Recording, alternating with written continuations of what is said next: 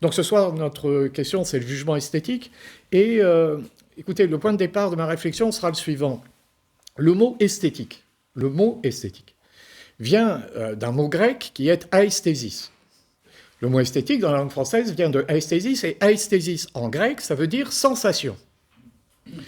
Donc le jugement esthétique n'est pas étranger à quelque chose qui relève de la sensation ou de l'expérience, au sens où l'expérience est un rapport sensible au monde ou aux choses. L'expérience que j'ai du monde, c'est ce que je perçois du monde en tant qu'être qui entretient avec le monde un rapport par le moyen de sa sensibilité. Ça me donne une expérience du monde.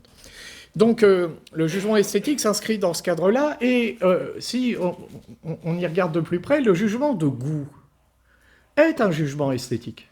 Le jugement de goût.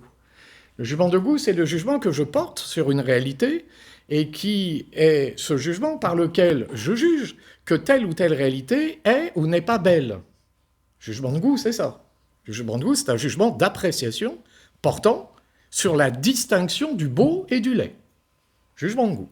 C'est beau, ça n'est pas beau. Il y a là, dans cette réalité, quelque chose qui touche à la beauté. Il y a là, dans cette réalité, quelque chose qui, au contraire, touche à la laideur. C'est un jugement de goût. Mais voyez, le jugement de goût apparaît d'emblée comme un jugement esthétique.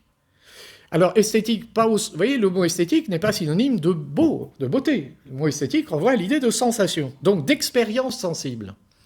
Et le jugement de goût, quel que soit ce jugement, lorsque je dis ceci est beau ou ceci n'est pas beau, ceci est laid, le jugement de goût s'accompagne toujours ou procède toujours d'une manière ou d'une autre, d'une expérience.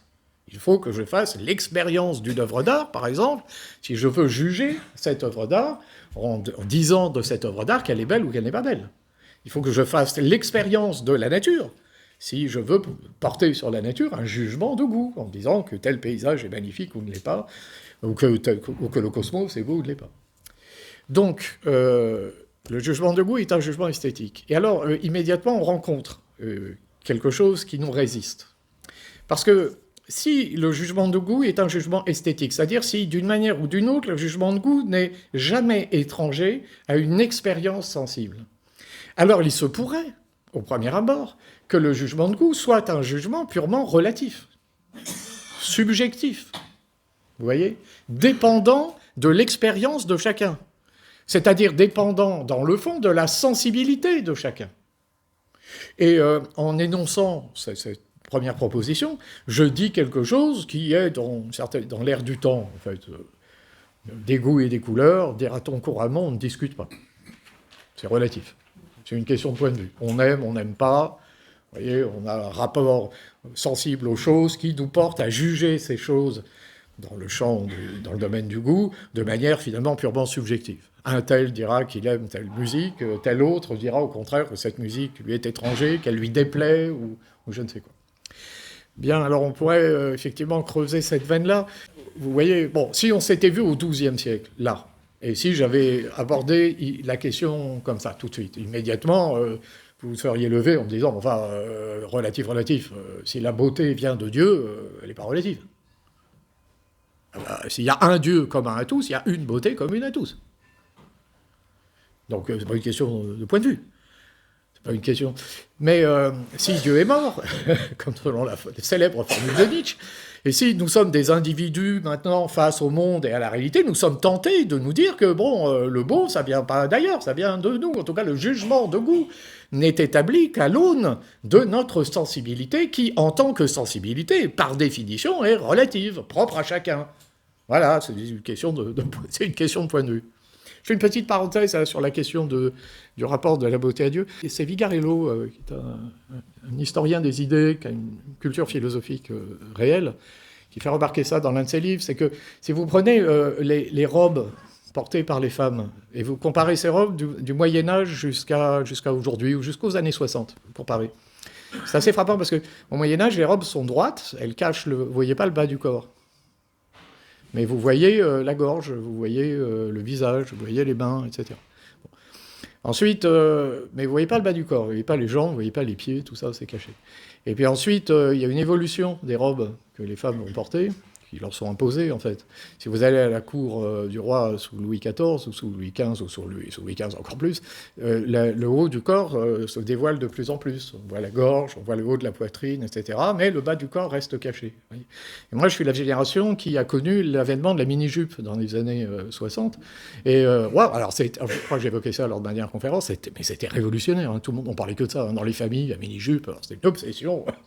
Mais parce qu'il y a dans la mini-jupe une inversion, c'est-à-dire c'est le bas qui est mis en évidence et pas le haut. Si vous prenez la poésie classique, la beauté des femmes est toujours évoquée à partir du haut et pas du bas.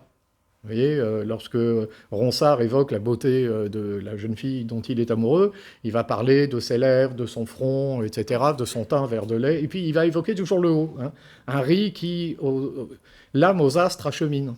C'est-à-dire, son riz, l'esquisse d'un sourire, élève l'âme de celui qui perçoit ce sourire-là. Et c'est le haut, vous voyez, et c'est un haut qui nous renvoie à un haut encore plus haut, aux astres acheminent. Bon. Et alors pourquoi je vous dis ça? Parce que dans cette perspective-là, on ne va pas considérer que la beauté est relative. Elle vient d'en haut. Elle vient de Dieu. Et par conséquent, le haut du corps n'est jamais voilé. C'est le bas du corps. C'est pas le haut. Ça, c'est la tradition du Moyen-Âge, c'est le christianisme. Alors, dans le haut du corps, il y a les mains. Vous voyez, on ne cache pas ses mains non plus. On ne cache pas ses mains, on ne cache pas son visage. Et donc, pourquoi? Parce que c'est d'ordre divin. Alors, la mini-jupe, vous voyez, c'est l'inversion, c'est-à-dire c'est le bas. Et parce que c'est le monde où ça n'est plus du haut que ça vient, mais de nous, c'est-à-dire du bas. Donc, c'est l'invention de l'individu moderne.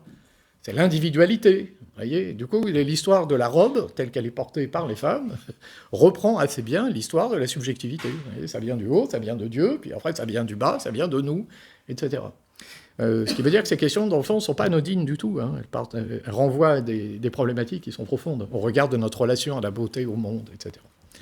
Donc, le jugement de goût étant un jugement esthétique, au premier abord, il apparaît relatif, et soutenir que la beauté est relative, c'est s'inscrire dans une perspective qui ne veut pas de ça, qui ne veut pas d'une référence objective supérieure à l'aune de laquelle le jugement de goût devrait être porté.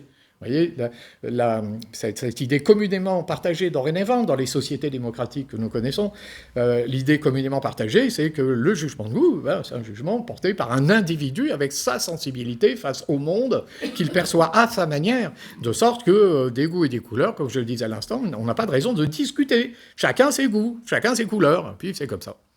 Alors, si on regarde un petit peu les théoriciens qui ont pu soutenir ça, et si on remonte en arrière, si on va jusqu'au commencement de l'affaire, c'est-à-dire qu'on se retrouve devant le temple de Delphes avec Socrate, comme à chaque fois, on s'aperçoit que le théoricien qui soutient une position de cet ordre-là, c'est le sophiste.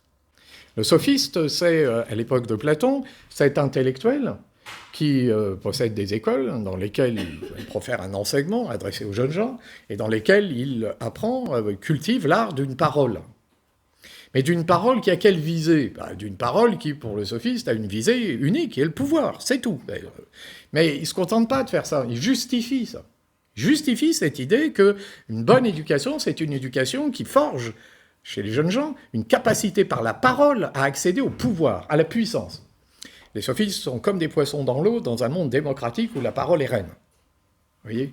Et donc, alors il justifie ça. Les sophistes justifient ça en disant, mais le rapport que nous avons au monde est un rapport sensible, et d'ailleurs la réalité n'est rien d'autre qu'une réalité sensible. Le réel, c'est l'objet sensible tel qu'il est donné dans mon expérience. La réalité de ce stylo, pour moi, c'est un ensemble de sensations. C'est tout. Mais c'est tout.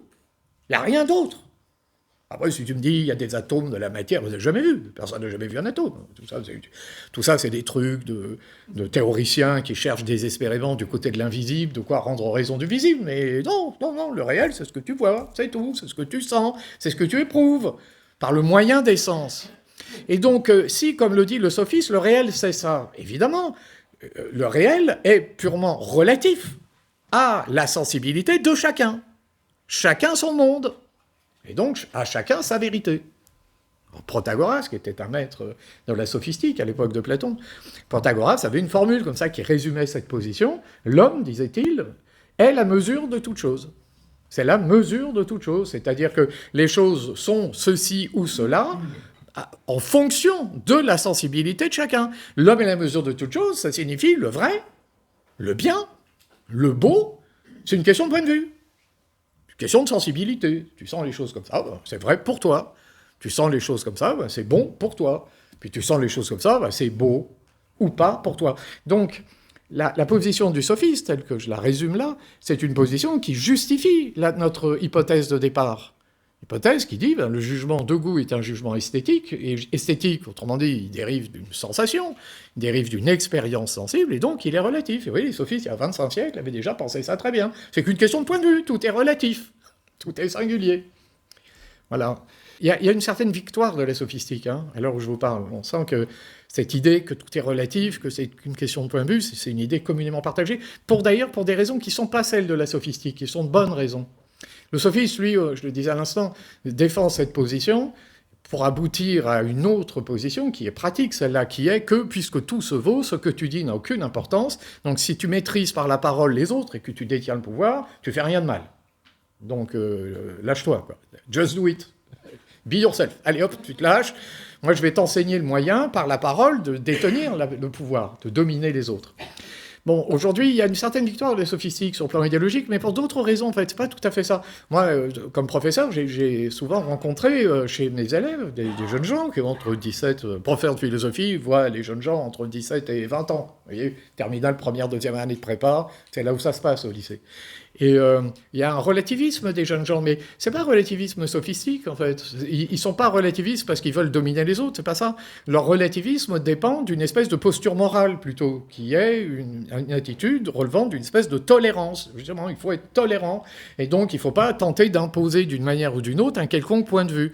Donc il est moral de considérer qu'après tout, le bien, le vrai, le beau, tout ça est une affaire de point de vue, c'est relatif.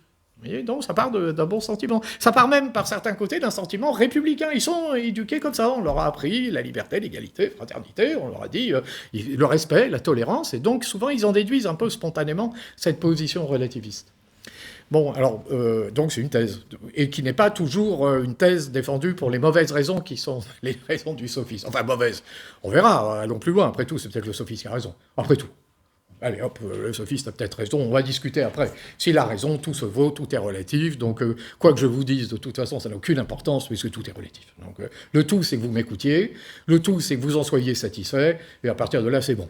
Donc après, l'art consisterait simplement à dire simplement ce que l'autre a envie d'entendre. Donc si je suis détenteur d'un certain savoir relevant de la psychologie des foules, je saurais anticiper sur les désirs de la foule en disant ce que la foule veut entendre, et entendant ce que je dis, elle trouvera que ce que j'ai dit est extraordinaire, et par conséquent, j'aurai le pouvoir. Et puis voilà, c'est ça.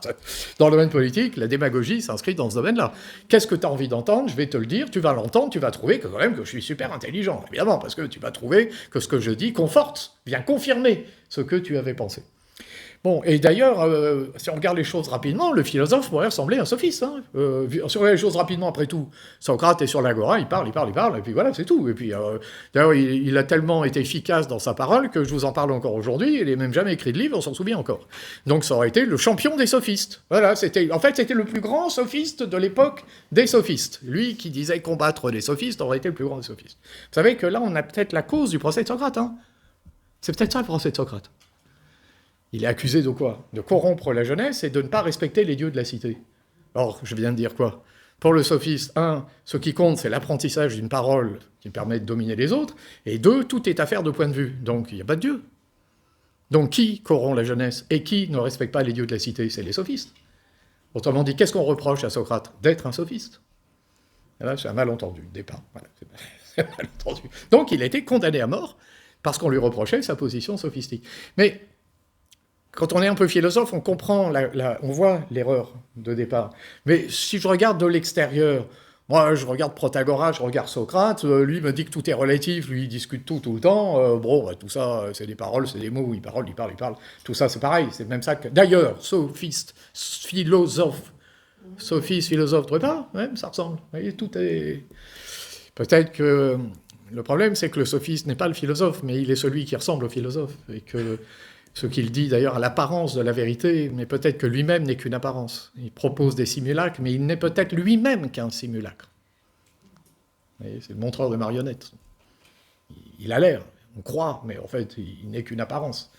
Mais bon, vu de l'extérieur, en tout cas, philosophie, sophistique, tout ça, c'est un peu la même chose. C'est des gens qui discutent, qui parlent, tout.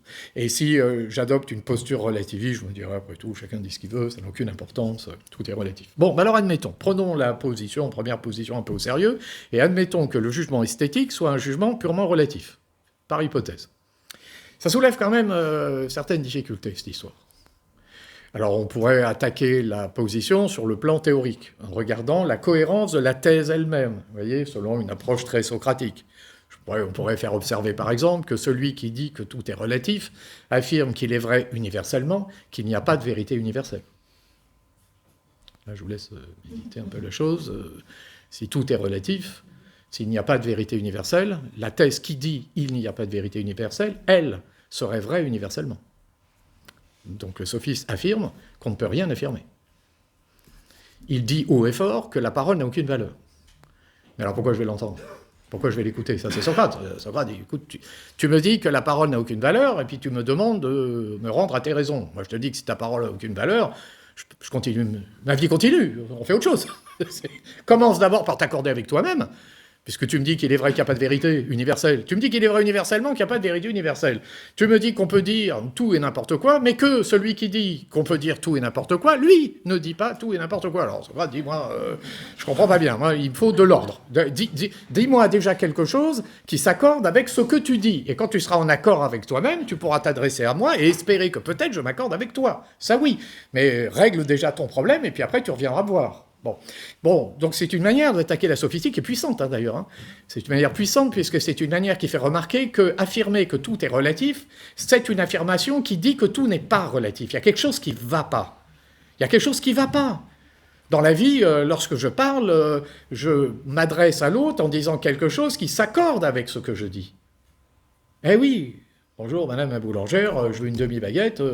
Ce que je dis, c'est ce que je dis. C'est pas autre chose que ce que je dis. Parce que si cette brave boulangère me donne une demi-baguette, je lui dis, écoutez, madame, je vous ai demandé un pain, elle va me dire, mais j'ai entendu, oui, vous avez entendu.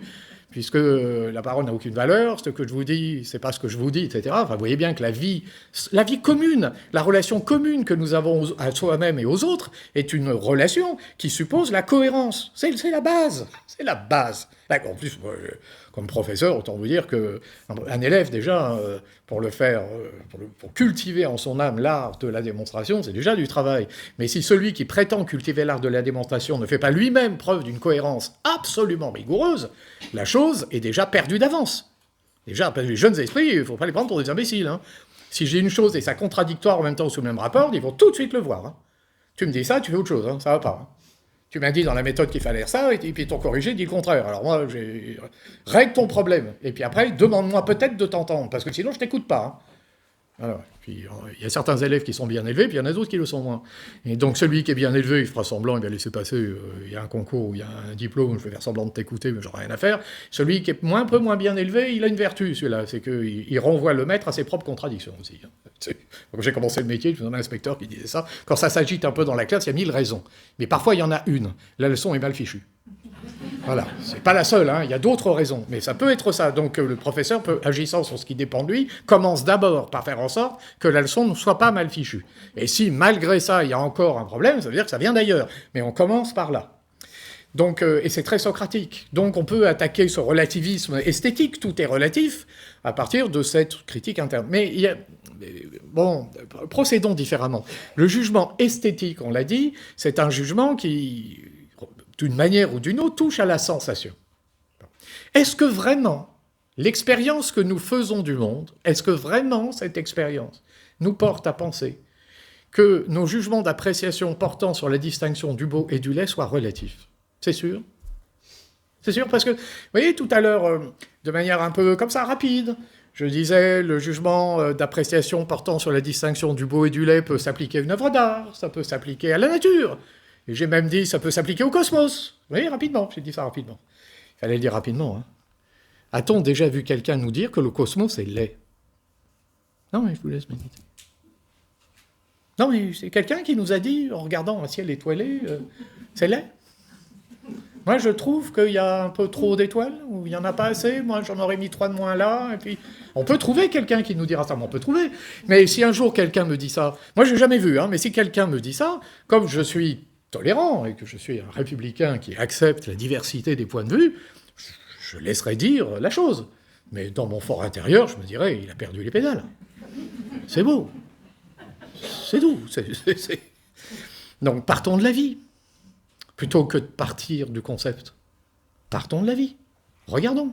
Commençons d'abord par éprouver les choses du monde, et ensuite réfléchissons à ce que nous éprouvons des choses du monde. Vous voyez, le philosophe ne parle pas d'une espèce de théorie forgée hors de la réalité, et il n'est pas celui qui voudrait à tout prix faire entrer la réalité dans sa théorie. On peut faire ça, il y en a qui font ça. Ça porte un nom, c'est le fanatisme.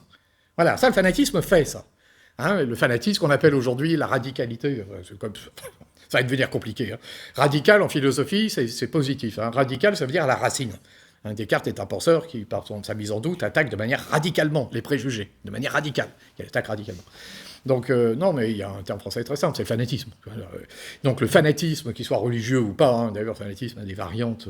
Donc, le fanatique déteste la réalité. Il ne veut pas de la réalité. Donc, il veut faire entrer le réel dans ses représentations. Le monde dût-il se briser en 1000 morceaux? Et alors là, le sang coule à flot. Bah oui, si je veux faire rentrer le réel dans le concept, ça marche jamais. Et surtout, bon, déjà, dans la réalité, face à la nature, c'est un peu compliqué. Le scientifique sait bien qu'il va falloir faire évoluer mes concepts en fonction de la résistance des choses, et qu'il n'est pas possible de faire entrer la résistance des choses dans un concept préétabli, le monde dût-il se briser en 1000 morceaux. Souvent, les scientifiques ont cette humilité. Mais dans le domaine politique, non, la tentation de se dire, je suis pas d'accord, on va te faire rentrer dans le truc. Quand il faut faire rentrer un être humain dans l'univers circonscrit d'un concept politique, c'est comme ça qu'on en vient à la posture terroriste. Évidemment, voilà, à ce moment-là, le monde dût-il se briser en 1000 morceaux? Je vais faire descendre le ciel sur la terre. Voilà, et puis la terre va se rendre au ciel. Voilà, Bon, le philosophe, c'est pas ça. On part de l'expérience, on part de la vie, puis on réfléchit. Or, dans le domaine esthétique, quand je pars de l'expérience, quand je pars de la vie, je constate quoi? Ben, je constate que le beau est objectif. Mais je le constate. Non, mais le cosmos, c'est beau. Non, c'est beau. Moi, quand je contemple le cosmos, j'éprouve l'ordre harmonieux de ce cosmos. La beauté m'est donnée par la nature comme une réalité objective. Et si les foules de touristes qui viennent du monde entier au Louvre déambulent dans la galerie des peintres italiens, ils y sont parce qu'on leur dit qu'il fallait y être, d'accord, mais c'est peut-être pas par hasard non plus. Quand même, devant une toile du Caravage, c'est beau. Oui, mais c'est sur le point de vue. Oui, enfin bon, on peut le dire, tu dis ce que tu veux. Enfin moi, je vois bien que c'est beau. Et que c'est pas beau pour moi, que c'est beau tout court. Parce que si ça n'est beau que pour moi, après tout, si on met le feu au Louvre, c'est pas très grave. Ah, ce serait grave pour moi qui dit que c'est beau.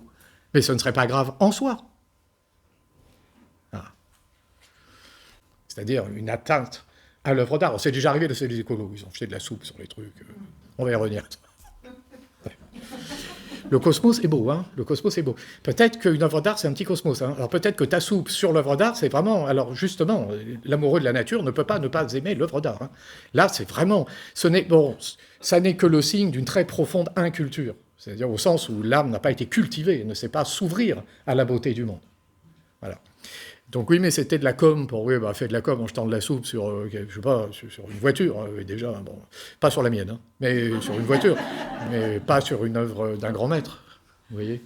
Donc, si je me tourne du côté de la vie, là, il y a un paradoxe, c'est-à-dire que la beauté s'impose à moi comme une réalité objective. Mais voyez, là, entendez-moi bien, je ne démontre pas, hein, je ne suis pas en train de vous démontrer que le beau est objectif.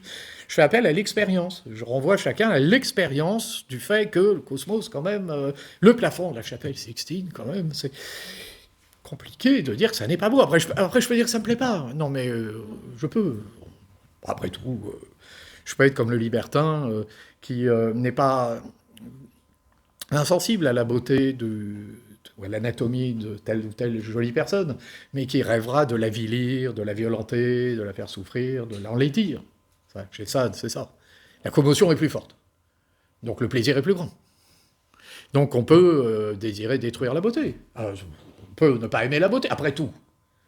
Enfin, si je désire détruire la beauté, c'est que j'ai déjà reconnu l'existence même d'une beauté. Si je veux détruire une maison, c'est qu'il y a une maison. Donc j'ai commencé par reconnaître la maison, et ensuite je détruis la maison. Mais celui même, vous voyez, qui n'aime pas la beauté, qui veut la détruire, celui-là même reconnaît l'objectivité du beau.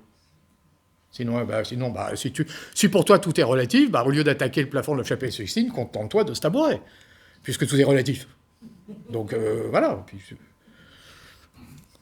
quand j'avais coutume, là, avec mes élèves, des fois, de faire une petite expérience. Je prenais, je sais pas, un objet quelconque avec un texte quelconque écrit dessus, enfin, des quelques mots. Vous avez un feutre, puis il y a marqué feutre de couleur rouge, enfin, il y a des choses écrites. Il m'est arrivé de prendre ça, alors je prends l'objet, puis je lis ce qui est écrit sur le feutre. Donc, feutre rouge, avec la marque, etc. Et je lis ça, et puis je dis à mes élèves ou mes étudiants, je leur dis, vous voyez, ça, pour moi, ça a la même valeur qu'un poème de Baudelaire.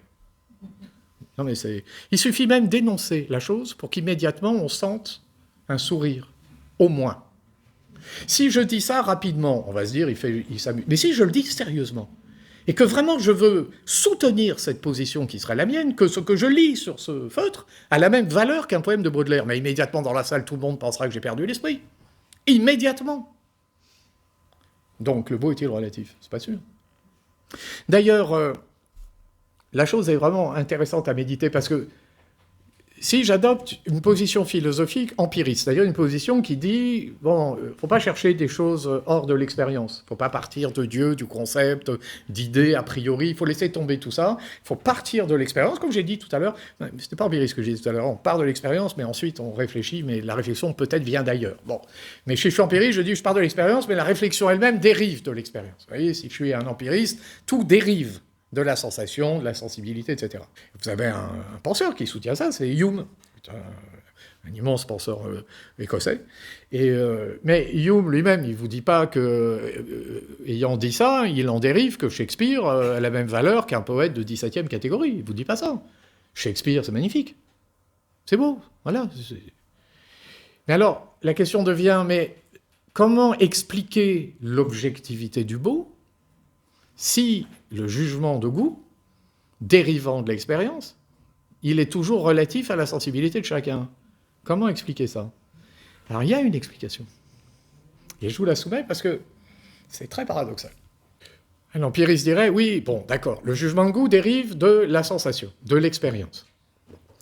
Et à ce titre-là, au premier abord, il est relatif à chacun. Il n'y a pas de raison de penser qu'il ait une quelconque objectivité. Mais dans le même temps, on constate que l'œuvre de Shakespeare s'élève à une universalité très supérieure à l'œuvre d'un auteur très médiocre.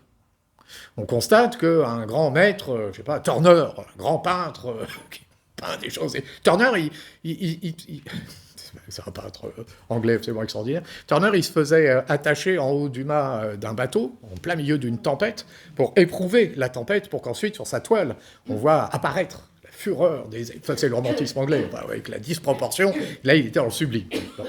Donc, comment se fait-il que... Bon, tout est relatif, d'accord, mais enfin, la peinture de Turner s'élève à une universalité supérieure à la peinture de celui qui, pour ceux qui sont de mon âge, vous souvenez-vous, la petite auberge de province, avec le tableau qu'il y avait au mur, ça a disparu un peu tout ça, mais il y a encore quelques années, on en trouvait, et au tableau, il y avait comme ça quelques toiles. Je sais pas, le cocker.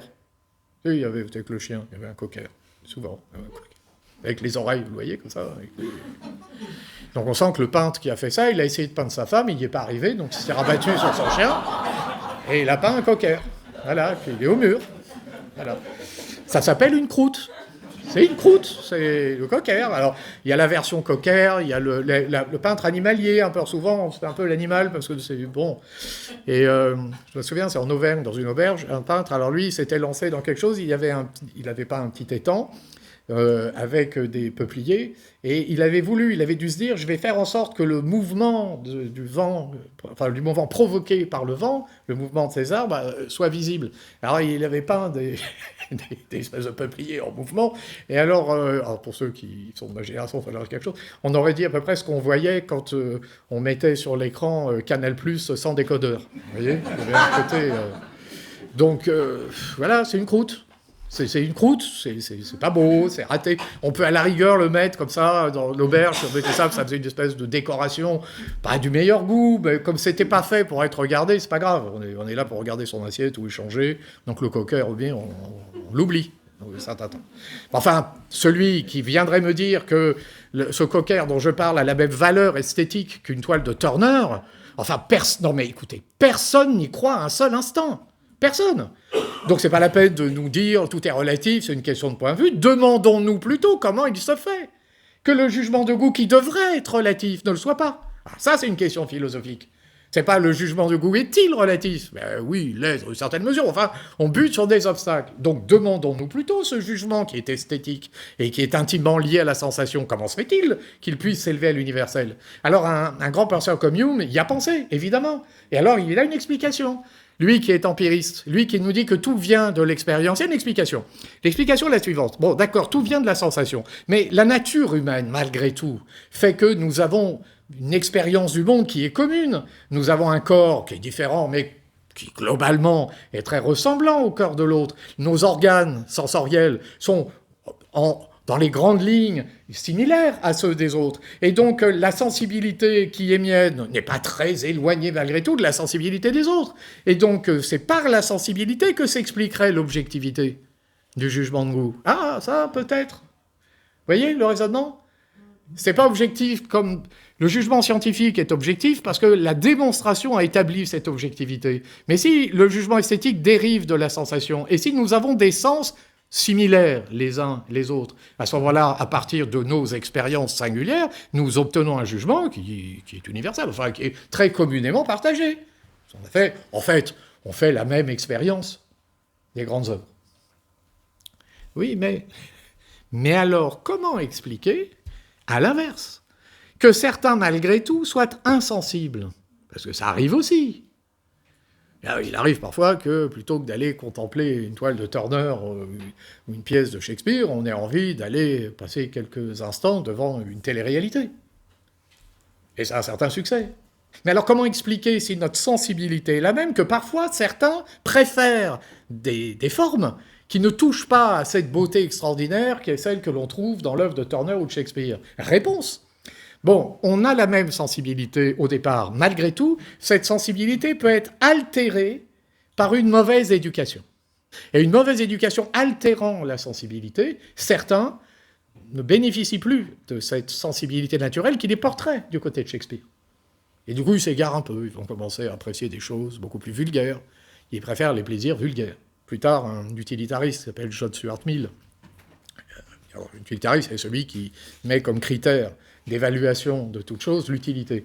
Mais il avait des formules comme ça. Il vaut mieux être Socrate insatisfait qu'un porc satisfait.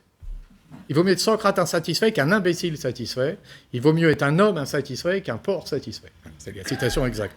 Autrement dit, tout est affaire de sensibilité, mais il y en a dont la sensibilité est tellement altérée qui finissent par ne plus percevoir bien les choses, parce qu'ils sont dénaturés par une mauvaise éducation. Mais regardez où ça nous amène. Donc, le jugement de goût. Ce jugement est objectif, mais il n'est objectif, et nous le savons, que parce que nous nous tournons vers l'élite de ceux qui sont bien éduqués. Vous voyez, c'est toujours la même chose.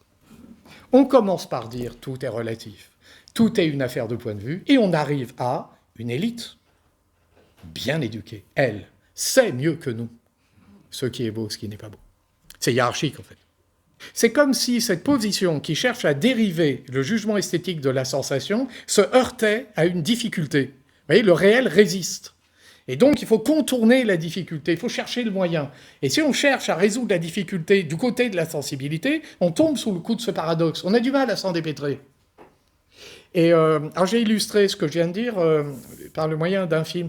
Il y a un film des années 80, 89, 1989, qui s'appelle « Le cercle des poètes disparus ». J'ai vu ce film quelques temps après les grands mouvements sociaux qui touchaient à la loi de Vaquet. De Vaquet est un ministre de l'Éducation qui a eu de l'enseignement supérieur, qui a eu l'idée de faire une loi introduisant une sélection à l'entrée de l'université. Bon, le système français est ainsi fait que le baccalauréat étant le premier grade universitaire, quand on a son bac, on a accès à l'université. Et donc, il a essayé de faire ça, et ça a provoqué un mouvement social absolument incroyable. Et ça, c'est devenu tragique, puisqu'un étudiant a été tué, Malik Oussekine. Et le Cercle des Poètes Disparus a été un immense succès populaire. Moi, j'étais le voir au cinéma à l'époque, et c'était un immense succès populaire, notamment auprès des jeunes gens. Ça m'avait frappé dans la salle, il y avait des jeunes gens qui avaient l'âge de mes élèves. Bon. Donc c'était les jeunes gens qui, quelques années avant, manifestaient contre la loi de Vaquet. Je situe le contexte. Alors vous allez comprendre pourquoi tout de suite. Alors, Le Cercle des Poètes Disparus, c'est un film magnifique qui met en scène une relation entre un professeur et une classe dans un établissement scolaire très singulier. Ça se passe aux États-Unis, dans une école vraiment où les élèves sont triés sur le volet. C'est une école qui fabrique l'élite de ce qui va devenir la société américaine, génération après génération. Et ce professeur est un professeur... Alors, on est aux États-Unis, donc il n'y a pas de philosophie. Alors, c'est un professeur, ce qu'on pourrait appeler les humanités. Il y a eu une réforme qui dit ça, les humanités. Alors, un peu de philo, un peu de lettres, Shakespeare, et puis un peu les épicuriens. Vous voyez ? Donc, c'est pas un prof de philo à proprement parler, mais il est celui qui, auprès des élèves, apporte quelque chose qui est de l'ordre d'une culture qui relève à la fois de la poésie, de la littérature, et, dans une certaine mesure, de la philosophie.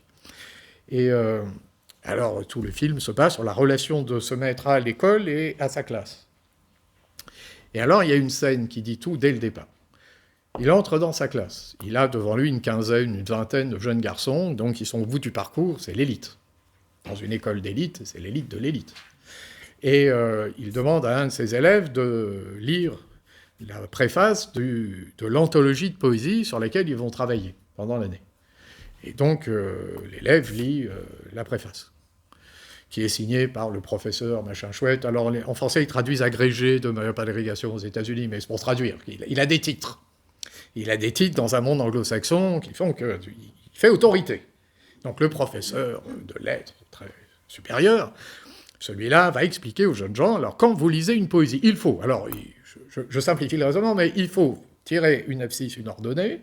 Donc l'abscisse, c'est l'utilité du poème, l'ordonnée, c'est la sensation qu'elle produit, etc. Puis vous obtenez une courbe, et si la courbe ressemble à ça, c'est un poème qui mérite 2, puis si elle ne ressemble pas à ça, le poème n'a pas de valeur.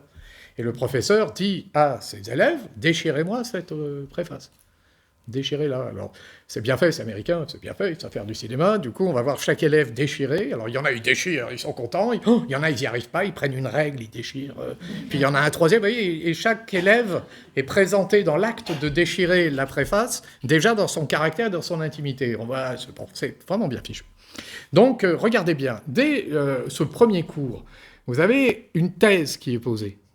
L'objet ici, c'est la poésie. Donc, un objet qui n'est pas tout à fait un objet, c'est une œuvre d'art.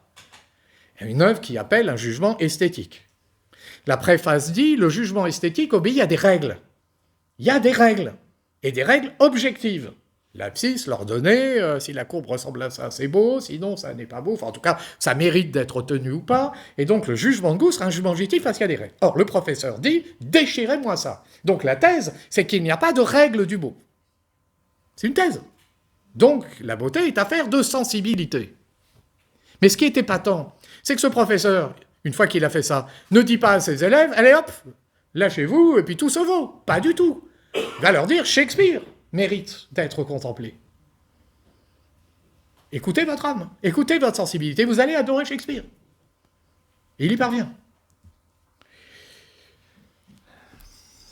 Et oui, mais il y parvient dans une école d'élite, avec des jeunes garçons qui sont eux-mêmes le fruit d'une éducation, d'une rigueur implacable. Et d'ailleurs, on apprend au détour de quelques scènes que le professeur lui-même a été élève dans cette école. Mais il est en conflit avec l'école malgré tout, mais il a quand même été formé par cette école. Et vous avez donc dans ce film une thèse très profondément hiérarchique. L'élite des jeunes hommes bien éduqués constitueront le cercle des poètes disparus. Eux sauront reconnaître la beauté de Shakespeare. C'est très jungien, c'est très anglo-saxon.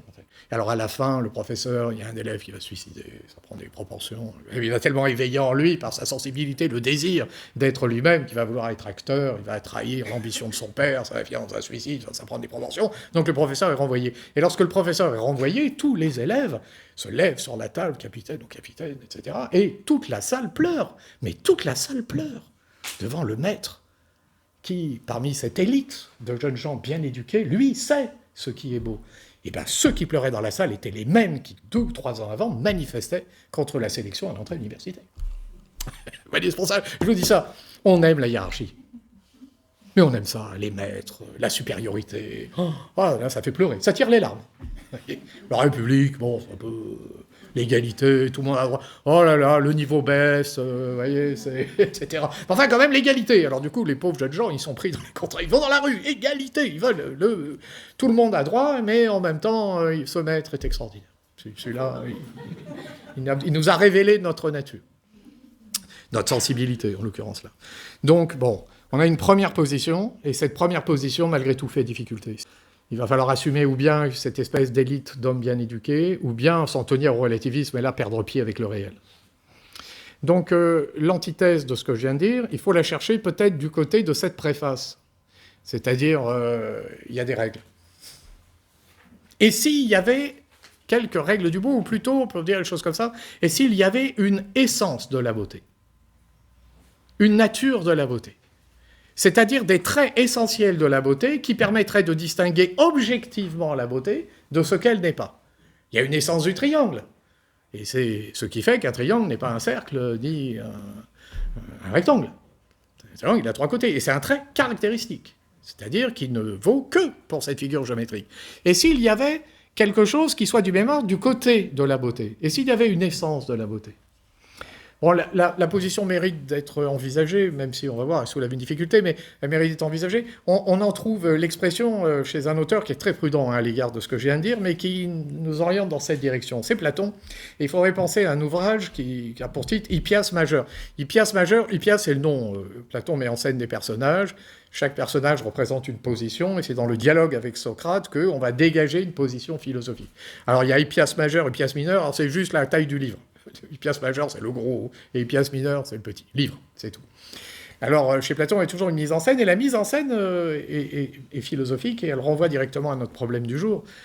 Ça se présente comme ça. Hippias est un jeune garçon, c'est un sophiste. Il a proposé, il a donné une série de conférences à Athènes et ailleurs, et il revient à Athènes après avoir donné ses conférences. Il est très content de lui, d'abord parce que ça s'est bien passé, et ensuite parce qu'il a bien gagné sa vie grâce à ça. Il a gagné beaucoup d'argent.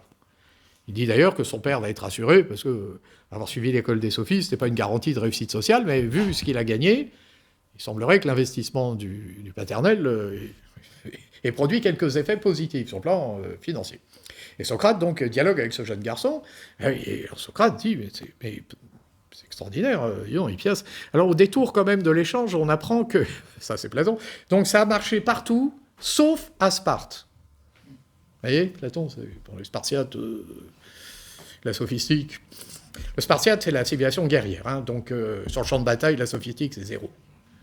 Donc le Spartiate, lui, sait bien que le réel résiste, que quand on est sur le champ de bataille, il va falloir affronter la réalité par le courage, par des vertus, qui sont des vertus militaires, hein, mais qui malgré tout sont des vertus. Donc les sophistes à Sparte, ça marche pas beaucoup. À Athènes, oui, parce que, alors Athènes, ça y est, il y a quelque chose qui est potentiellement la racine de ce qui va faire disparaître totalement la cité grecque. Et lorsque Platon dit ça, d'ailleurs, à l'époque, on ne l'écoute pas, mais elle a disparu.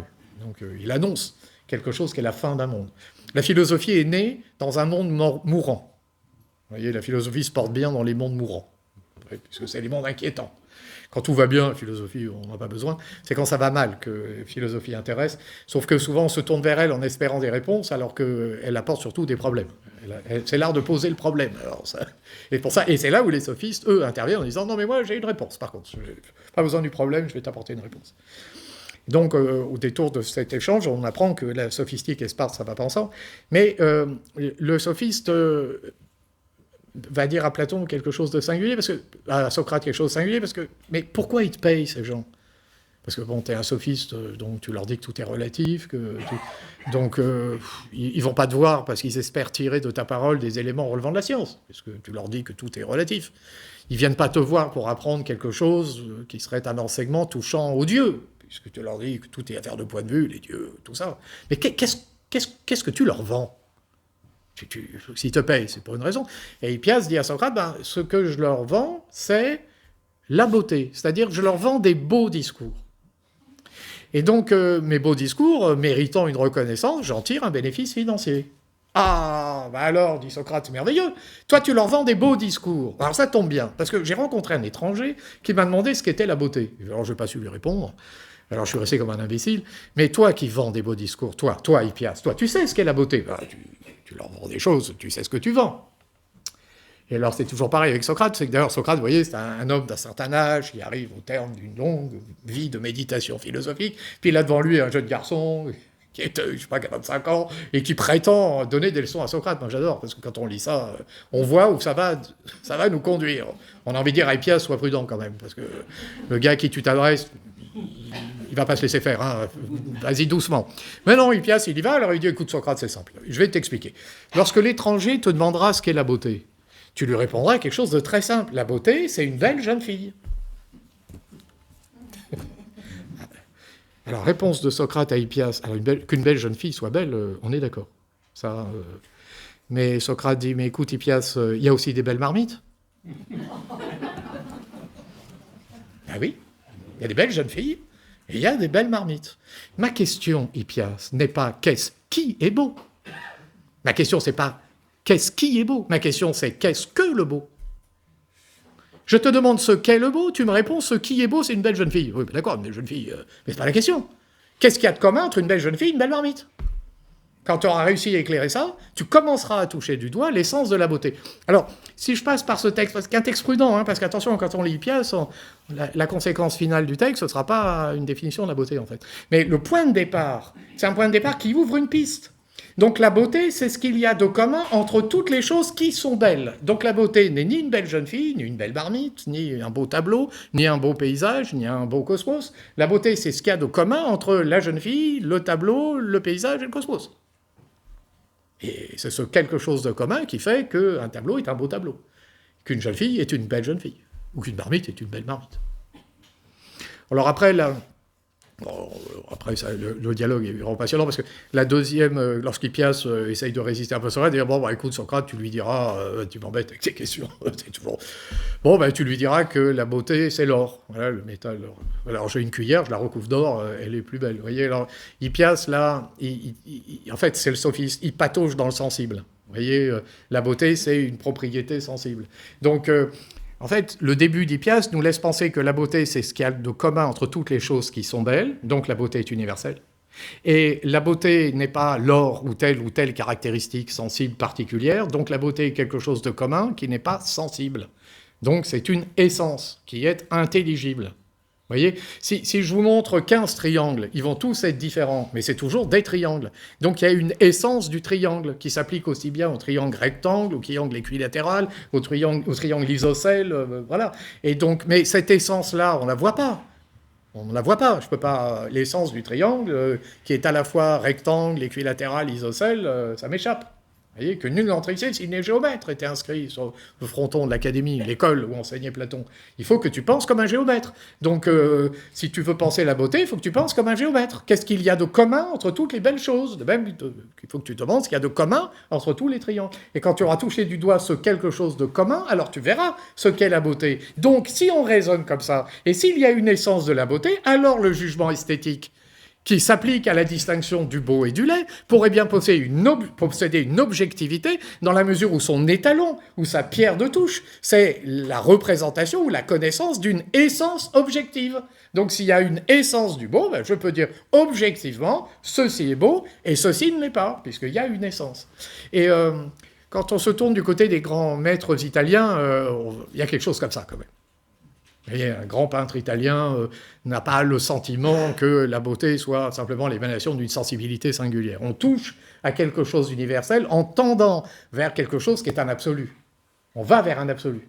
Hein, Léonard de Vinci, d'ailleurs, il vise tellement cet absolu qu'il finit jamais. Il n'arrive pas. Il n'a pas peint énormément parce qu'il finit pas. Toucher l'absolu. On vise quelque chose. Vous voyez, créer la toile avec la perfection de ce qu'on observe dans la nature, qui est d'une perfection absolue. Donc, si on raisonne comme ça, il pourrait bien y avoir une objectivité du beau, et une objectivité procédant d'une essence intelligible. J'ai démarré cette réflexion sur l'objectivité à partir d'un constat de la beauté du cosmos. Voyez, et la beauté du cosmos nous fait voir quelque chose qui ressemble à ça. Vous voyez, le cosmos, dans son ordre harmonieux, s'apparente à la... C'est comme la révélation d'une structure intelligible. Vous voyez, ce que les astronomes voient bien, la structure intelligible. Platon dit ça, pour être astronome, il faut substituer au point lumineux que tu vois dans le ciel une structure intelligible. Et à ce moment-là, tu deviens astronome. Mais la structure intelligible qui rend raison de ces points lumineux que je vois par ma sensibilité, cette structure intelligible rend raison de l'harmonie du tout. Oui, c'est beau, objectivement, puisqu'il y a une structure intelligible. Oui, des fois, on fait dire des bêtises à Platon. Platon dit qu'il y a un monde des idées, bon, comme si c'était un monde séparé, mais pas du tout. Le monde intelligible, c'est la structure intelligible du monde sensible. Donc, ce que je vois, ce que je perçois, tout ça a l'air d'être un peu sensible, contingent, etc. Mais il y a une structure intelligible. Et c'est en percevant ces structures intelligibles que je rends raison du réel. Donc, il faut que mon âme aille du côté de cet invisible pour rendre raison du visible. Vous voyez, il invente la science, en fait, quand il dit ça. Galilée est un héritier de Platon. Un scientifique, il vous dit ça tombe. Bon, il y a une loi qui explique la chute des corps, mais la loi, vous ne la voyez pas. Personne n'a jamais vu la loi, donc c'est un invisible qui explique le visible. Et cet invisible qui explique le visible fait l'objectivité du discours du savant qui a bien éclairé l'invisible. Alors, c'est une loi, là. Chez Platon, c'est des essences. Et une essence qui rend raison de ce qu'on voit. Et s'il y a une beauté qui s'impose à nos regards dans la vie, la beauté de la nature, on commence par là. La nature est belle. Enfin, la nature est belle. Et c'est la beauté de la nature qui impose à nos esprits la méditation, cette méditation portant sur l'objectivité du jugement de goût. C'est pas beau par hasard. Et ça n'est pas beau pour moi simplement, c'est objectivement beau. Tout à l'heure, je faisais une petite allusion à l'écologie. Moi, il me semble que là, il y a peut-être une racine d'une pensée écologique un peu solide, intellectuellement. L'argument qui consiste à se tourner vers la science pour nous inviter à protéger l'environnement est un argument en fait très faible. D'abord parce que la science, personne n'y comprend rien, à moins de faire de la science l'équivalent d'une espèce de dogme religieux. Ah, la science a dit, donc, mais ça, la gamine là, qui a quitté l'école à 14 ans et qui donne des leçons au monde entier, elle invoque la science tous les jours, c'est pas de quoi elle parle, elle n'a jamais lu un article scientifique. Donc on est vraiment, au sens platonicien, dans l'opinion la plus plate. Donc ces trans qui nous invitent à faire ceci ou cela, peut-être ont une valeur après tout, j'en sais rien, mais chez les Grecs, les jeunes filles qui rentraient en transe, elles avaient leur place, mais elles étaient au temple. Elles n'étaient pas sur l'agora. Ça s'appelait la Pythie. Donc la Pythie, elle est au temple. Et on va au temple pour consulter la Pythie. Alors, cette jeune gamine là qui circule dans le monde, elle a fait sa croisière là, il n'y a pas longtemps, donc qui rentre en transe, etc. Qu'est-ce qu'elle fait dans une croisière? Il faut qu'elle aille au temple, voilà, puis elle rentrerait en transe, et puis les vieux sénateurs iraient devant cette Pythie et viendraient demander quelques conseils. Et donc, vous savez, la Pythie, elle était là dans le sous-sol du temple de Delphes, et puis alors il y avait un cratère avec des fumées venant des tréfonds de la terre. Donc elle était sur une espèce de petit tabouret. Et alors celui qui se présentait était de l'autre côté de ce cratère ou de cette faille. Et alors la Pythie entrait alors elle mangeait des feuilles de je ne sais quoi, puis elle était partie. Et puis hop, elle disait des choses. Et puis donc dans son délire, elle disait quelque chose qui pouvait révéler aux êtres humains des messages en provenance des dieux. Et c'est quand même elle qui a dit de Socrate qu'il était le plus sage des hommes. Donc on n'a pas de mépris pour la Pythie, mais au temple, pas sur l'agora. Voilà, dans notre monde, il y a quelques années, elle était reçue au Sénat. Les sénateurs, les vieux sénateurs, les gamines, les 14 ans, je vais vous expliquer. Alors, c'est moi qui vais vous dire le monde, etc. D'ailleurs, la science a dit. Bon, c'est pas un critique de la science que je vous propose, hein, c'est pas un rejet de la science du tout. J'indique simplement que le discours scientifique sur la nature, simplement scientifique, est un discours qui nous explique très bien comment marche une centrale nucléaire. La science explique ça. Mais la science ne dit rien en elle-même. La science parle de la beauté du cosmos. Alors, si une nature mérite d'être protégée, c'est la nature qui, précisément dans nos vies, se donne à nous comme quelque chose de beau, d'harmonieux. de magnifique. Les rêveries du promeneur solitaire de Rousseau, sur les rives du lac de Bienne, c'est les rêveries d'un philosophe qui s'ouvre à la beauté de la nature. La beauté d'une nature dont précisément la science ne dit rien, c'est pas son objet. Elle avait expliqué comment ça marche, etc. Et elle a sa légitimité, son champ d'application. Peut-être que pour penser cette beauté, il faut, comme un scientifique, regarder du côté de l'invisible, mais le faire à la manière de Platon, et chercher la structure intelligible, l'orbe harmonieux, vous voyez, quelque chose comme ça, qui rend raison de la beauté. Donc voilà, peut-être qu'on pourrait envisager l'espèce d'écologie qui nous inviterait à respecter la nature ou à la protéger à partir d'une valeur qui est celle de la beauté. Pas mal ça. La beauté, c'est beau. Et si tu détruis ce qui est beau, ce que tu fais est malgré tout problématique. C'est condamnable. Et puis la beauté, la nature est belle. C'est magnifique. Bon, évidemment, si on détruit tout ça, Rousseau envisage les rêveries sur les rives du lac de Bienne comme ces moments où on se retire de la cité, où règne le chaos, la violence, les passions, et comme ces moments où, face à soi-même, s'ouvrant à la beauté de la nature, on découvre en même temps une vérité de son être. Je suis un être capable de contempler la beauté naturelle. Donc il y a quelque chose en moi de divin. Vous voyez, bon, c'est pas dans la cité qu'on découvre ça, c'est sur les rives du lac de Bienne. Alors, effectivement, si on détruit tout et que ces rives-là sont elles-mêmes détruites, il ne restera que la violence sociale pour trouver un avenir à nos existences. Ouais, peut-être il y a une écologie là à penser. Il faut protéger les rives du lac de Bienne, parce qu'on a besoin de ces moments de retrait hors de la cité, du côté de la beauté, et d'une beauté qui nous est offerte par la nature, et qui nous invite à méditer sur notre être. D'ailleurs, Rousseau, lui, décrit ça très bien, il médite sur la beauté, puis, sur quelque chose qui est de l'ordre d'une temporalité très singulière, c'est-à-dire, puis c'est un musicien, Rousseau, donc toutes les descriptions sont souvent comme ça auditives.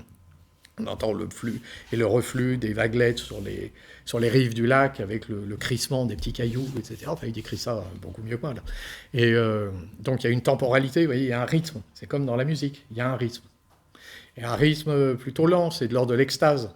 Là, ici, la rêverie, c'est pas la méditation, la rêverie, c'est une expansion vers l'extériorité, dans l'extase, mais ces moments d'expansion sont entrecoupés de moments qui relèvent d'une méditation, c'est-à-dire d'un retour à l'intérieur, où Rousseau se dit « Oui, mais il y a une inconstance des choses du monde, et ça, c'est un moment. Il va falloir que je retourne du côté de la cité, et c'est reparti dans la violence. » Et puis après, hop, méditation, expansion, rêverie, méditation, expiration, inspiration, expiration, inspiration.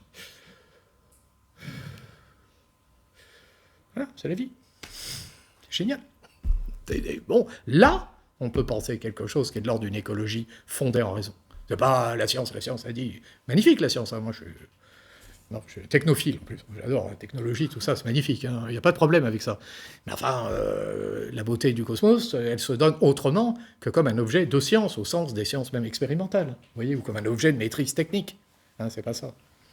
Bien, donc, à ce relativisme qui nous dit que le jugement esthétique dérive des sensations, il faudrait opposer une thèse qui dit, je ne suis pas d'accord, le jugement de goût doit être fondé sur quelque chose d'objectif qui est une essence de la beauté, à l'aune de laquelle nous pouvons juger objectivement que ceci est beau et que ceci ne l'est pas. Bon, alors, on ne va pas se séparer là-dessus. J'ai encore un petit peu de temps. Il y a encore une difficulté. Il y a toujours une difficulté, c'est ça. Il y a une difficulté, c'est que, vous voyez, je faisais la remarque, lorsque Platon écrit Hippias majeur, il réfléchit sur la beauté. Et par la réfutation du sophiste, il nous invite à penser une objectivité du beau. Il y a des belles jeunes filles, il y a des belles marmites. Et la beauté, c'est ce qu'il y a de commun entre tous les êtres qui sont beaux. Bon. Mais, vous voyez, Hippias majeur, c'est pas un bouquin qui se termine sur « voilà l'essence du beau », c'est ça. Et donc, maintenant que tu as la science de la beauté, tu peux te tourner vers le monde et tu vas pouvoir juger objectivement de ce qui est beau, de ce qui n'est pas beau. Platon, c'est pas ça. Pose le problème. Vous voyez ? Et l'erreur dans le film Le Cercle des Poètes Disparus, c'est de croire avoir dégagé une règle du beau. Alors ça, c'est une illusion. Et là, le maître qui fait déchirer la page, évidemment, a raison. Il n'y a pas de règle du beau. La règle à partir de laquelle on pourrait juger objectivement, de même qu'il y a des règles qui permettent, dans le domaine du jugement de connaissance, du jugement scientifique, de décider à partir de règles a priori que ceci est vrai et que ceci est faux.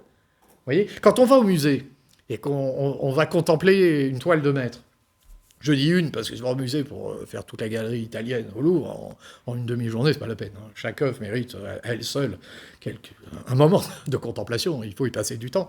Mais si on va au musée, alors on se dit, je sais pas, j'ai vu dans telle revue qu'il y avait une toile du Caravage qui était exposée, elle est là, il faut que j'y aille absolument. Donc, il peut arriver, alors donc je pars d'une idée, il peut arriver que devant la toile, finalement, je n'éprouve pas l'expérience esthétique que j'attendais. C'est possible. C'est vrai que c'est possible. À l'inverse, il peut arriver que, ayant fait la démarche d'aller au musée pour aller contempler cette toile, j'éprouve un vrai plaisir esthétique face à une toile dont j'ignorais même l'existence. C'est possible.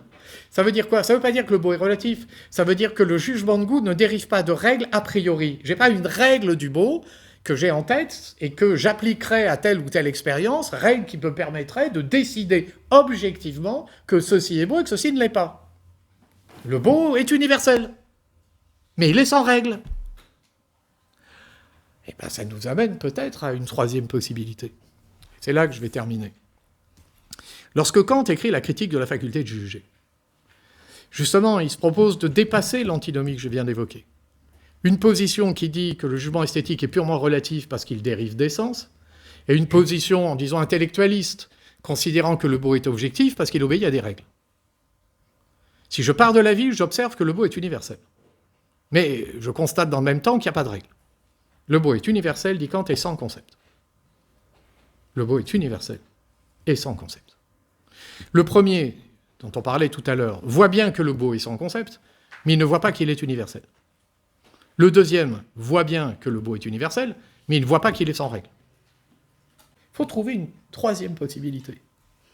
Alors le mieux, c'est d'illustrer ça par quelques exemples. Kant, dans la critique de la faculté de juger, distingue deux modalités de la beauté. Il y a ce qu'il appelle la beauté adhérente et ce qu'il appelle la beauté libre. Le mieux, c'est de prendre des exemples. Regardez, je regarde un cheval et je juge, en regardant ce cheval, que ce cheval est un beau cheval de labour.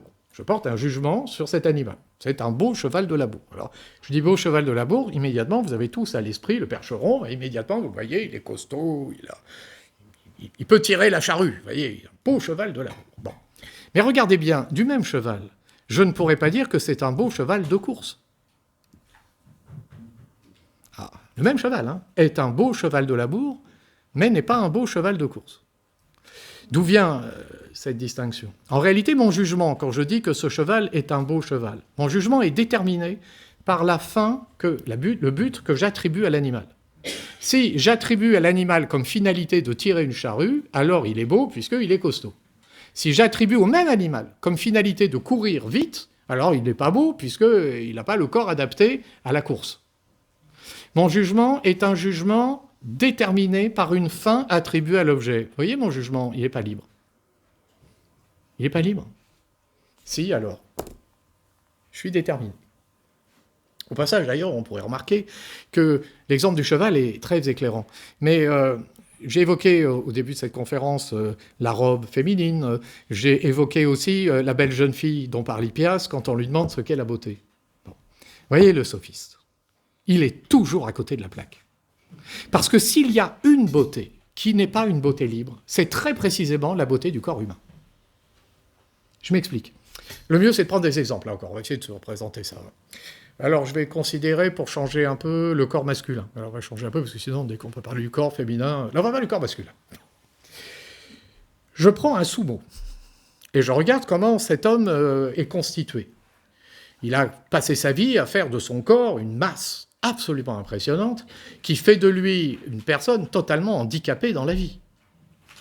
D'ailleurs, pour monter les escaliers ici, le gars, il va falloir qu'il prenne sur lui, il va être essoufflé, c'est très compliqué. Si je regarde cet homme et que j'attribue à son corps comme finalité de courir le 100 mètres, je vais dire, il est affreux. Enfin, cet homme est affreux. D'ailleurs, son corps est disgracieux, cette surcharge pondérale, comme on dit aujourd'hui, c'est absolument insupportable. D'ailleurs, c'est pas très raisonnable ce qu'il a fait. Il est un peu coupable d'ailleurs, parce qu'il a fait en sorte d'arriver à ça. Il va nous coûter cher, la Sécu. Il va falloir. Non, il va être condamné sur tous les plans. Bon. Maintenant, le même homme, vous le mettez dans le cercle, et vous êtes dans la perspective du sumo. Vous le mettez dans le cercle. Mais là, il faut regarder quand même. Il est absolument magnifique. C'est pas une blague, il faut regarder. Absolument magnifique. Son corps est parfait. Parce que celui qui a le corps parfaitement adapté à la course du 100 mètres, vous le mettez dans le cercle, tout le monde est mort de rire. Il sort du cercle en quart de seconde. S'il est encore vivant à la sortie, il a de la chance. Hein. Donc lorsque les deux sumo se jettent l'un sur l'autre, mais ils sont magnifiques. Non, mais c'est pas une blague, il faut regarder. Ils sont magnifiques. Alors, c'est pas un sport aux Jeux Olympiques parce que c'est un sport japonais. Il n'y a que des Japonais. Donc, ce serait un sport de Japonais entre Japonais. Alors, du coup, ils ne sont pas aux Jeux Olympiques. Alors, vous avez un analogue du sumo dans la culture européenne qui est la lutte gréco-latine. Donc, le lutteur, vous voyez, alors ça, c'est pas des Jeux Olympiques, j'aime bien parce que les Jeux Olympiques. Alors, il y a l'haltérophilie. Alors, l'haltérophilie, ça démarre. Bon, alors, vous regardez un peu, puis au bout de 10 minutes, ça s'arrête parce qu'il y a un Français qui est en 16e de finale au kayak, je sais pas quoi. Donc, on n'arrive jamais au bout du truc. Mais, alors que c'est un sport absolument extraordinaire, le corps des haltérophiles est absolument magnifique, hein, pour faire ce qu'ils font. Alors, pour courir le 100 mètres, non. Mais au moment où le gars, il soulève ses 150 kilos de fonte, hein, respect. Hein. Là, waouh, le corps, parfait. D'ailleurs, celui qui n'aurait pas le corps adapté, il y laisse sa vie, son bras. Vous voyez, il peut pas. Donc, le corps est ou n'est pas beau. Le corps humain. Tout dépend de ce qu'on veut en faire. Alors maintenant, je suis une jeune fille dans une tribu picte, et l'armée romaine est de l'autre côté du Danube. Les soldats romains sont en train de préparer la bataille, comme dans Gladiator de Ridley Scott, où ils préparent c'est les ingénieurs. Les Romains, ils font la guerre, c'est les ingénieurs. Ils préparent les machines et tout. Et vous êtes une jeune fille picte, et vous regardez les guerriers de votre tribu qui préparent la bataille. Ils sont de l'autre côté du fleuve. Alors eux, c'est pas les ingénieurs. Hein. Ils ont les armes, ils tapent sur les boucliers, les viens, et hop, c'est la guerre comme une relation de personne à personne. Bon. Qui va gagner la guerre, évidemment. L'ingénierie romaine va balayer tout ça. Mais vous êtes une jeune fille pique et vous regardez ces guerriers. Puis il y a un grand gaillard, il mesure 1m80, il a une barbe comme ça, il dégage une odeur, c'est bon, il est armé. Mais il est magnifique. Non mais cet homme est une beauté extraordinaire. Son corps est absolument adapté à la situation dans laquelle il se trouve. C'est un grand guerrier. Alors maintenant, on prend le même. Vous le mettez dans un ascenseur à New York.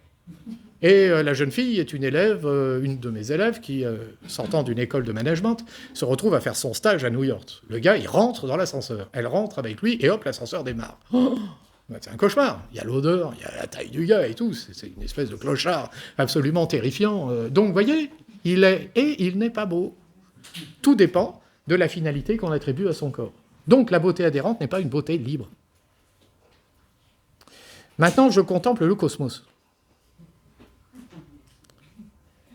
Ça sert à quoi, un cosmos? À rien. Ça sert à rien. Mais c'est beau. Alors pourquoi c'est beau?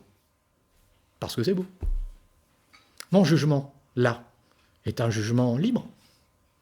Mon jugement n'est pas déterminé par une quelconque fin que j'attribuerai à la forme que je contemple. C'est beau parce que c'est beau. Je contemple une toile de maître extraordinaire, une toile du Caravage. Ce soir, c'est très Caravage. Ou de Turner, comme ça je prends les deux, plutôt le clair-obscur du Caravage ou le romantisme de Turner. Je contemple la toile, mais c'est beau, oui, mais pourquoi? Ça sert à quoi? Ça sert à rien. D'abord, ça ne sert pas à décorer, par exemple. Alors, si j'évoquais tout à l'heure le plafond de la chapelle Sixtine, question décorative, c'est nul. Hein. Et décoratif, ce qui, par définition, se fond dans le décor, puisque le décoratif est au service de ceux qui le décorent. Et oui, sinon, la langue française vous dit tout, sinon, ça jure. Quand ça jure, c'est que ça décore pas. C'est raté. Ça jure. Hein, l'esthéticienne, vous voyez, le jugement esthétique, l'esthéticienne, l'esthésie, sensation, qui maquille un visage, ou qui donne un conseil concernant le maquillage d'un visage.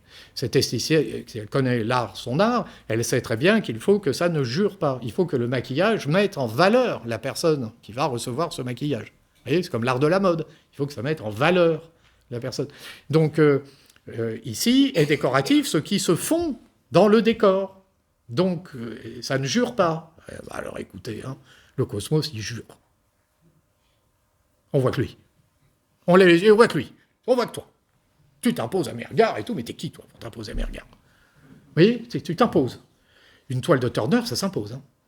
Je vous garantis. Hein, ou de Caravage. La décapitation de Caravage, c'est gore en plus. Hein. Donc là, c'est pas du décoratif. Hein. Vous mettez ça dans votre salon, question décoration. Vous mettez dans la salle à manger, comme ça vous allez couper l'appétit à tout le monde. Vous voyez? Ou le radeau de la Méduse de Géricault. Et Géricault fait bien dans son atelier des têtes de condamnés à mort, hein, quand même. Il y a les têtes des décapités. Hein, une qui a l'air de dormir, l'autre qui a encore le rictus de la terreur au moment où le couperet va produire son effet. Hein, 2 têtes, 2 morts, le sommeil, la douleur. Alors, la mort, c'est comme le sommeil ou c'est de quoi on parle? Et donc, autant vous dire que c'est pas du décoratif. Hein. Géricault, il n'est pas dans le décoratif, lui. Il est ailleurs. Ça jure. Une œuvre d'art, ça jure.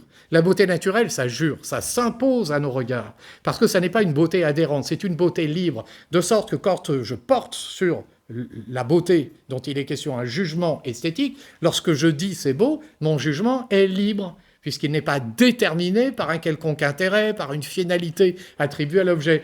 Donc qu'est-ce qui fait l'objectivité du jugement de goût? Ce jugement qui est objectif, puisqu'on l'a dit, il y a des choses qui s'imposent à nos regards comme étant belles. Qu'est-ce qui fait l'objectivité du jugement de goût? Ça n'est pas la soumission de ce jugement à une quelconque règle du beau, à une essence de la beauté, c'est la liberté. L'objectivité du jugement de goût vient de la liberté. S'il n'y avait pas de liberté, il n'y aurait pas d'expérience esthétique véritable. Je contemple la beauté et j'éprouve cette beauté comme si elle valait en droit pour tous les esprits. Mais si on me demande de le démontrer, je ne peux pas. Je ne peux pas vous le démontrer. Mais je sais quand même que ça vaut en droit pour tous les esprits. Si tu détruis cette œuvre, tu vas porter atteinte à quelque chose qui, dans un registre métaphysique, fera de toi un être laid pour l'éternité. Je le sais, mais ne me demande pas comment je le sais, je ne peux pas te le démontrer. Mais je sais que cette œuvre-là mérite d'être conservée. D'ailleurs, c'est peut-être la raison pour laquelle celui qui dirige un musée a pour titre administratif, souvenez-vous, d'être un conservateur. Hein. C'est un peu son métier. Hein. Son boulot, c'est de faire en sorte que l'œuvre soit conservée. Mais pourquoi elle est conservée? Parce qu'elle mérite de l'être. Et qu'est-ce qui fait qu'elle mérite de l'être?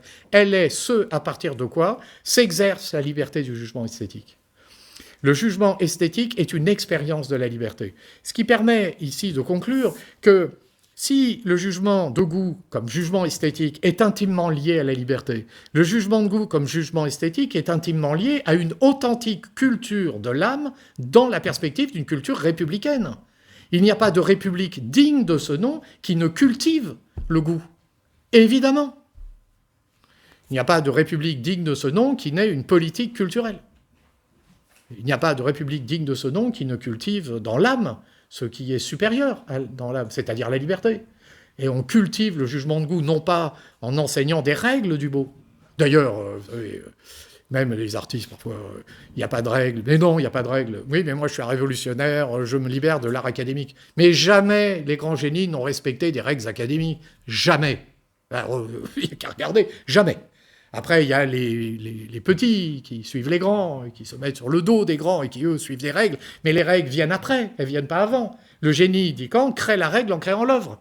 Alors quand on vient après, oh bah oui, une fois qu'on a vu, on dit ah oui, c'est fait comme ça. Mais avant, vous avez contemplé une toile de Ingres, regardez comment c'est fait. Regardez, vous allez voir.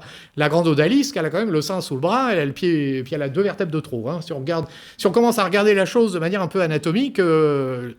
Mais oui, mais c'est pas la question. Ingres fait ce que personne ne pouvait faire dans une perspective académique, puisqu'il s'en fiche de la fille. Ce qui l'intéresse, c'est pas la belle jeune fille dont parle Hippias. J'ai rien compris, Hippias. C'est la belle représentation de cette jeune fille. C'est ça qui l'intéresse. C'est pas la beauté éventuelle d'une personne, c'est la belle représentation de la beauté éventuelle d'une personne. Et ça, c'est sans règle. Alors, une fois que c'est fait, d'ailleurs, il y en a un qui a vu ça, c'est Picasso. Hein. C'est Picasso qui a dit, ah bon, on peut. Le sein sous le bras, on peut. Vous voyez, le cubisme va arriver. On peut faire ça. Ah, oh. Donc, ça ouvre des pistes. Enfin, Picasso, attendez, c'est pas le petit faiseur qui applique la règle mécaniquement dans une perspective académique. Hein. Picasso, c'est le génie absolu qui a compris que le beau est sans règle, qui produit de manière infinie. Vous vous rendez compte, c'est des centaines de milliers d'œuvres. Non, mais l'œuvre de Picasso, c'est insensé. Hein. C'est insensé. La production, c'est le génie qui fait, ça sort, ça jaillit, c'est un jaillissement. Vous voyez, les formes esthétiques qui jaillissent, qui entrent dans le monde et qui modifient le monde. Le génie modifie la figure du monde, parce que les formes qu'il produit, qui entrent dans le monde et qui touchent à l'universel, font du monde un monde qui n'est plus tout à fait le même qu'avant. C'est plus tout à fait le même monde. C'est le monde plus l'œuvre de Ingres, plus l'œuvre de Picasso. Et celui qui est capable de détruire une œuvre peut détruire une personne, évidemment. C'est comme les grands Bouddhas en Afghanistan. Lorsque les grands Bouddhas ont été détruits, ça annonçait les Twin Towers. Les grands Bouddhas en Afghanistan ont été détruits au même moment qu'en France apparaît la télé-réalité avec le Loft. Vous prenez la presse de l'époque, et vous avez mais tout le monde ne parle que du Loft. Il y a même un homme politique, dont je tairai le nom, qui à l'époque dirigeait un parti, et qui avait appelé les membres du Loft à se libérer de leur chaîne. alors que les Bouddhas venaient d'être détruits en Afghanistan. C'est-à-dire on voyait le totalitarisme, il était là, il était dans le loft. Quel aveuglement, enfin. Donc, ici, ce qu'on dit, c'est qu'il n'y a de jugement esthétique universel que dans la mesure où ce jugement est libre. Par conséquent, la culture du jugement esthétique est bien une culture républicaine. On peut d'ailleurs conclure en faisant remarquer ça. Dans le jugement esthétique, ce qui est en jeu, c'est la liberté, puisque le jugement n'a de valeur que par la liberté. S'il n'y a pas de liberté, ce jugement est déterminé, il n'est pas objectif. Et cette liberté est en droit accessible à tous. D'où l'importance de cette culture qui fait qu'il faut une culture préparant les âmes à s'ouvrir à la contemplation des beaux objets. Donc le jugement de goût, le jugement esthétique, c'est un jugement qui touche à la fois à la liberté et à l'égalité. Et comme il ouvre à l'universel, il ouvre à la possibilité d'une commune humanité, et donc également à la fraternité. Et donc bien penser le jugement esthétique, dans le fond, c'est bien penser les valeurs centrales de la République. Et je vous remercie de votre attention.